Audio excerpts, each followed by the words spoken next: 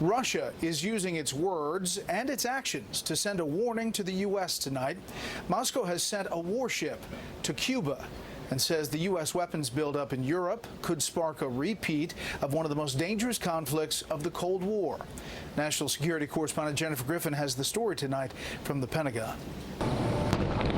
The new state-of-the-art Russian warship received a warm welcome after pulling into Havana Harbor, just 90 miles from Florida, occupying a berth which until a recent travel ban was filled by American tourist cruise ships. This is a clear show of force by Russia. Russia's deputy foreign minister warned of a new Cuban missile crisis if the U.S. chooses to deploy missiles back to Europe after the Trump administration said it plans to pull out of a landmark nuclear arms treaty. Quote, "We could find ourselves in a situation where we have a rocket crisis close not just to the crisis of the 1980s, but close to the Caribbean crisis." The Russians are basically launching a big propaganda campaign at this time, claiming that the United States is acting in a provocative fashion, which is simply not true. The arrival in Havana not as menacing as this encounter weeks ago in the Western Pacific when a Russian destroyer harassed the USS Chancellorsville, nearly colliding, forcing the American warship to alter course.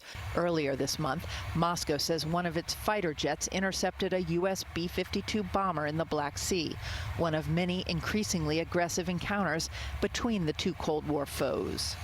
Back in Havana, the arrival of the Admiral Gorshkov, a new class of Russian frigate armed with cruise missiles, signals Russia's intention to project power. Russia's show and tell comes in the wake of a 10,000 NATO troop month-long war game exercise on Russia's doorstep in the Baltic Sea involving 50 Allied warships, and as the Pentagon announced plans to add new low-yield nuclear weapons to ballistic missile submarines, a response to Russia's threat to use limited nuclear weapons on the battlefield. President Trump's new acting Defense Secretary Mark Esper flew to NATO headquarters today, his second day on the job, for meetings about Russia and to build an alliance against Iran. Brett? Jennifer Griffin at the Pentagon. Jennifer,